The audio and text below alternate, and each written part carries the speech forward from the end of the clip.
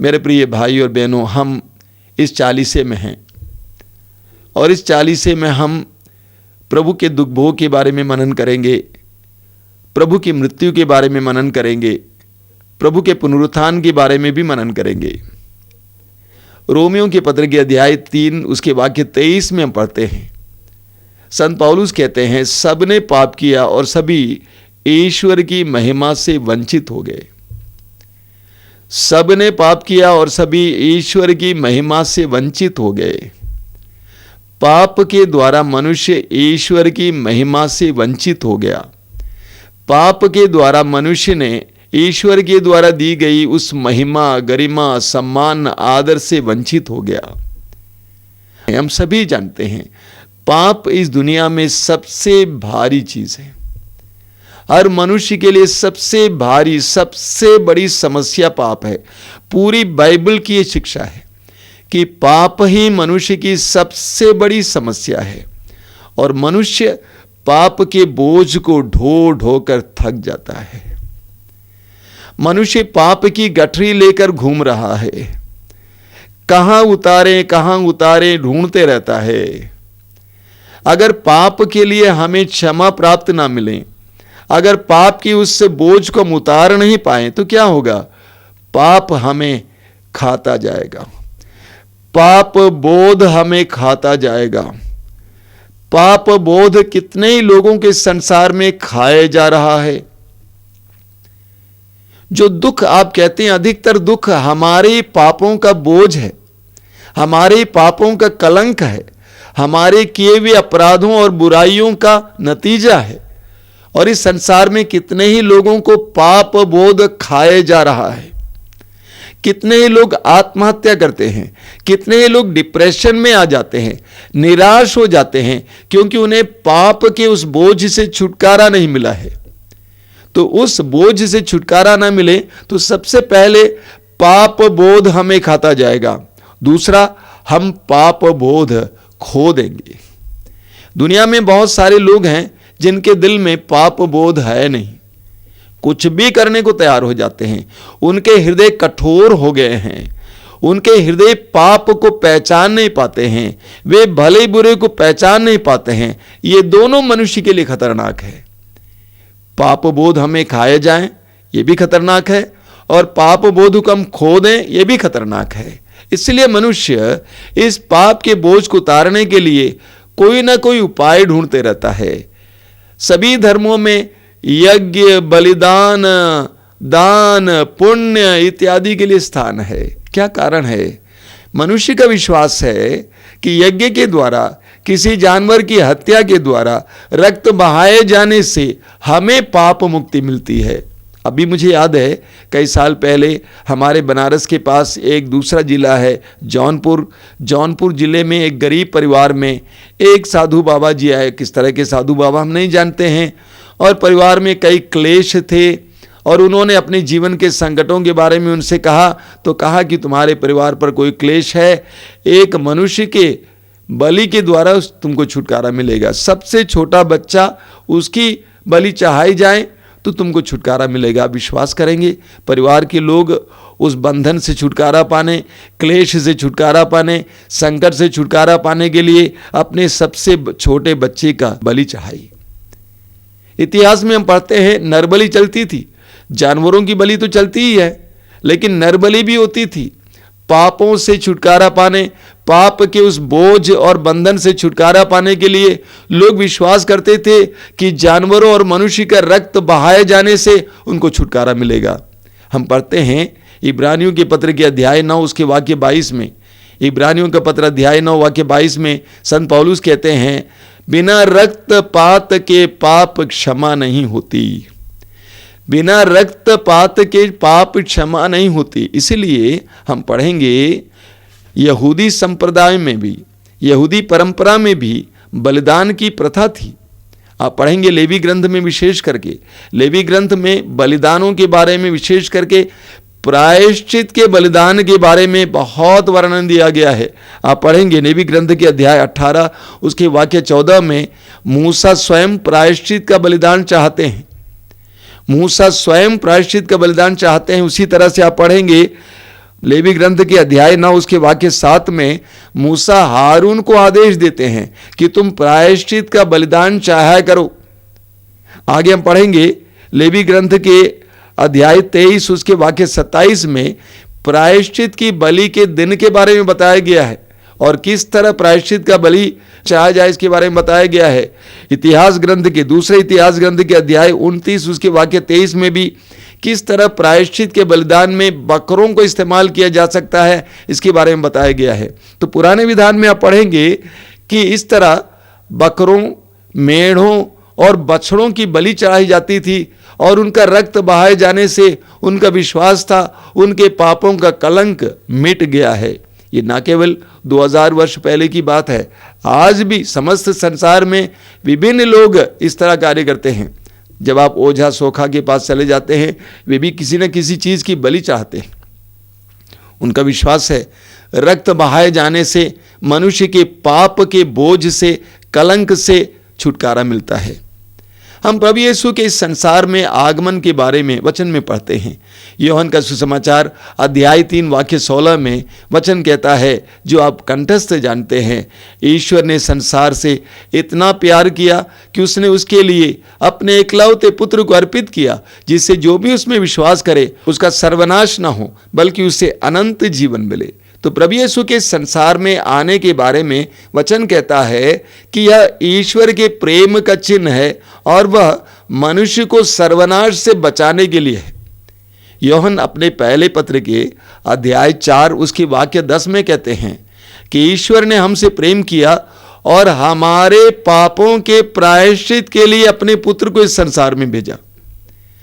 इस संसार में प्रभु यीशु के आगमन के बारे में, उनके मिशन के बारे में, उनके कार्य के बारे में यूहन्ना कहते हैं, ईश्वर ने हमसे प्रेम किया और हमारे पापों के प्रायश्चित के लिए अपने पुत्र को इस संसार में भेजा। यानी प्रभु यीशु इस संसार में हमारे पापों के प्रायश्चित के लिए आए थे। मनुष्य जाति के पापों के प्रायश्चित के लिए यीशु इस संसार में आए थे। रोमी अध्याय 8 वाक्य 3 में भी इसी बात को संत पौलुस कहते हैं कि ईश्वर ने अपने पुत्र को इस संसार में संसार के पापों के प्रायश्चित के लिए भेजा। यानी प्रभु यीशु इस संसार में हमारे पापों के लिए प्रायश्चित करने आए। ये प्रभु का पहला दौत्य था, पहला काम था, हमारे पापों के लिए प्रायश्चित करने के लिए प्रभु यीशु इस संसार में आए। यूहन्ना का पहला पत्र उसकी अध्याय 2 वाक्य 2 में आप पढ़ेंगे। मैं आपको कुछ वचन सुनाऊंगा।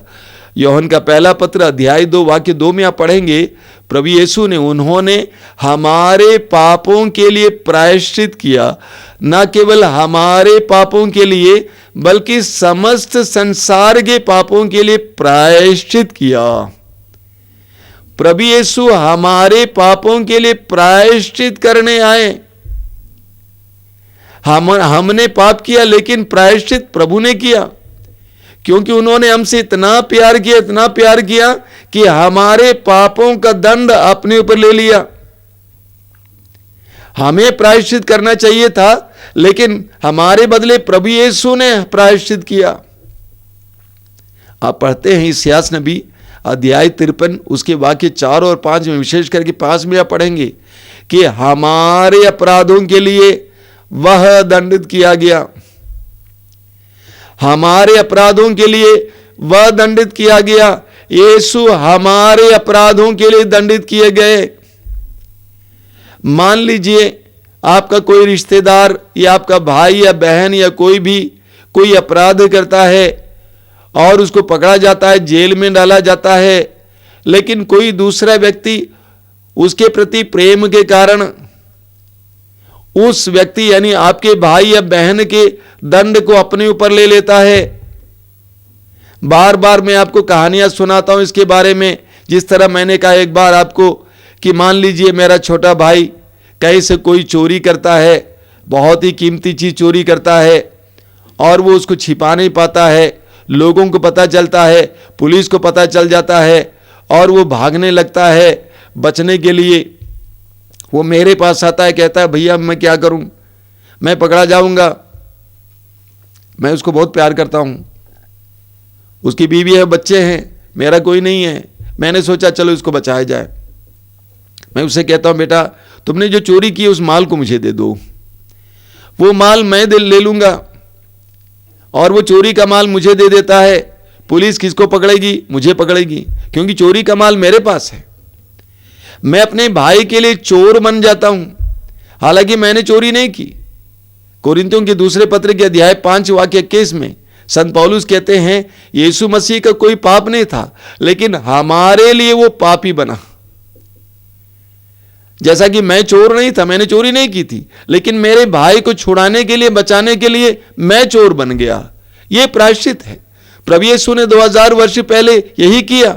पाप हमने किया, लेकिन प्रभु यीशु ने हमारे पाप का दंड अपने ऊपर ले लिया। इसीलिए संत पौलुस कहते हैं, पहला कुरिन्थी अध्याय 15 में उसके वाक्य 1 से संत पौलुस कहते हैं सुसमाचार के बारे में। और वो सुसमाचार क्या है? वाक्य 3 में संत पौलुस कहते हैं वो सुसमाचार यह है कि मसीह हमारे पापों के लिए मरे।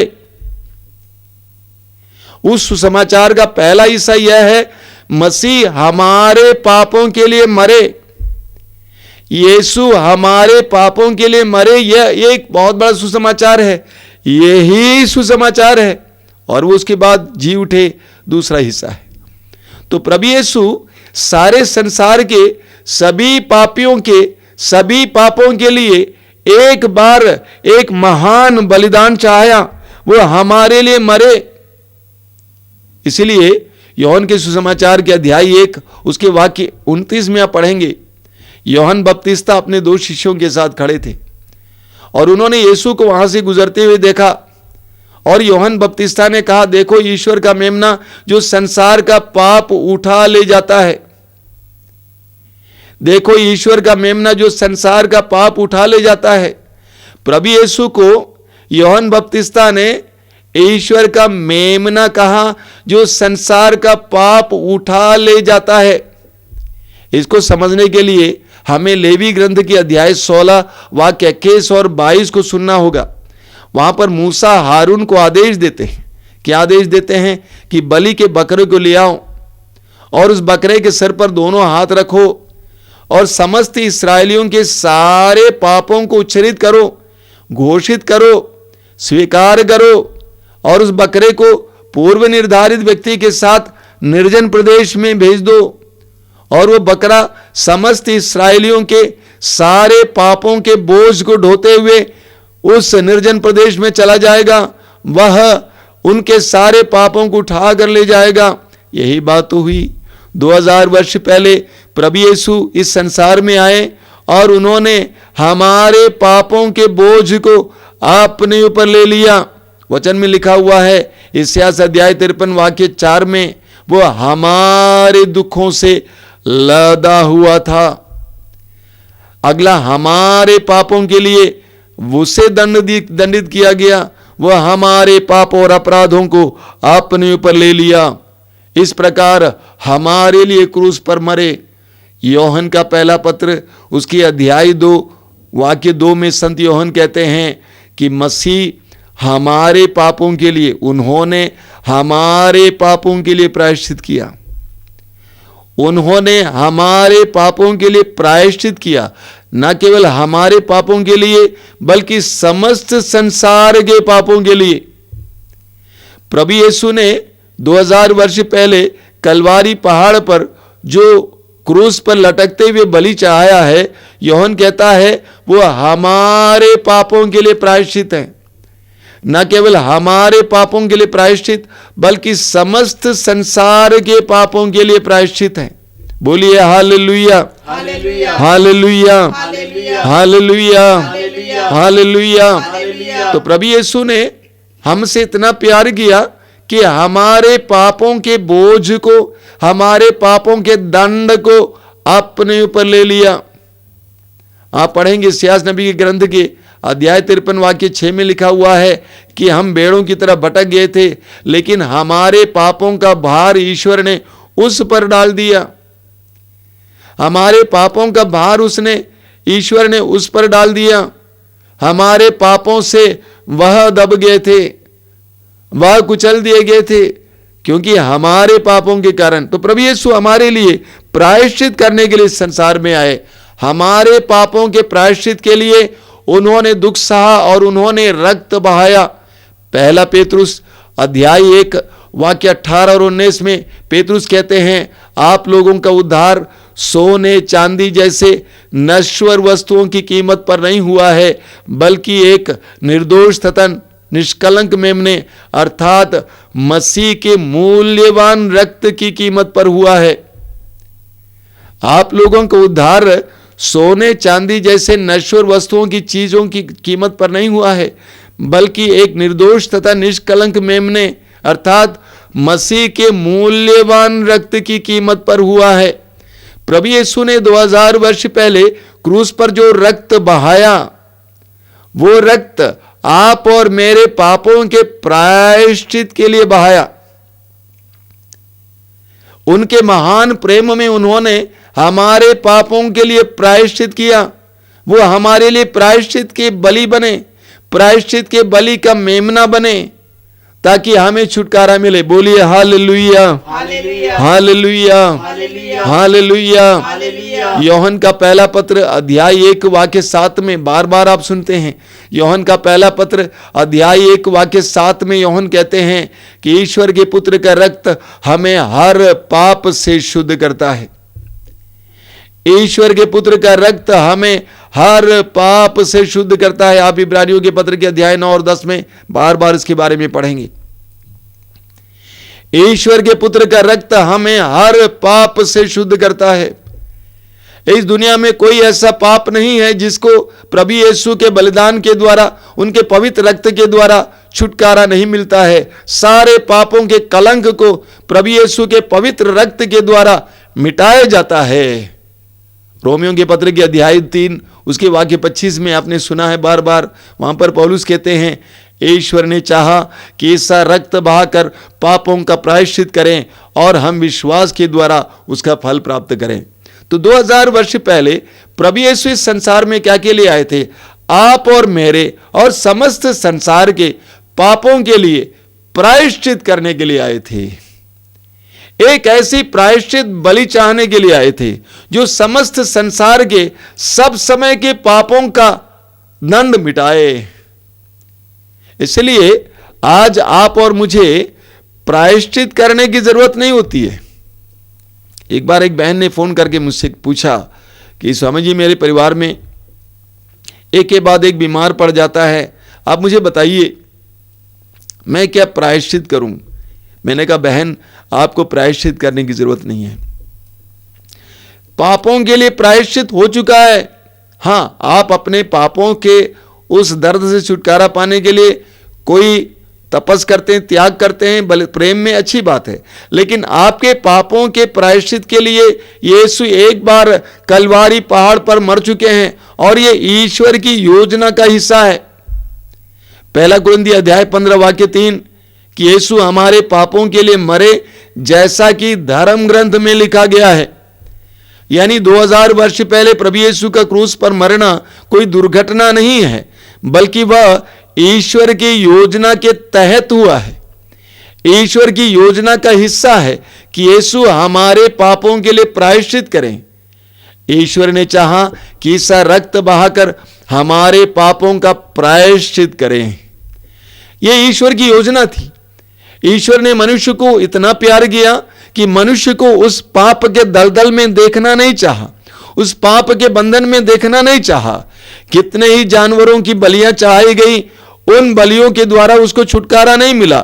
इसलिए ईश्वर ने योजना बनाई। क्या योजना है? उनका अपना बेटा यीशु संसार में आकर हमारे लिए एक महान बलिदान चाहे। वो प्रायश्चित का बलिदान आज हमें मुक्ति प्रदान करता है। संत पौलुस कहते हैं, ईश्वर ने चाहा कि इसका रक्त बहाकर पापों का प्रायश्चित करें और हम विश्वास के द्वारा उसका फल प्राप्त करें। कैसे विश्वास के द्वारा? उस बलिदान पर विश्वास के द्वारा, उस प्रभु के महान बलिदान पर विश्वास के द्वारा, इस प्रायश्चित के बलिदान पर विश्वास के द्वारा। प्रभु यीशु ने मेरे पापों के लिए प्रायश्चित किया, ऐसे विश्वास के द्वारा। क्रूस पर यीशु ने जो किया वो मेरे और समस्त संसार के पापों के प्रायश्चित के रूप में किया। इस पर विश्वास करने से हमें इस प्रायश्चित के बलिदान का फल प्राप्त होगा। मुक्ति प्राप्त होगी। बंधनों से मुक्ति, रोगों से मुक्ति, विभिन्न प्रकार के पापमय अवस्थाओं से मुक्ति प्राप्त होगी। यह तभी संभव है जब हम इस महान प्रायश्चित की बलि पर विश्वास करेंगे।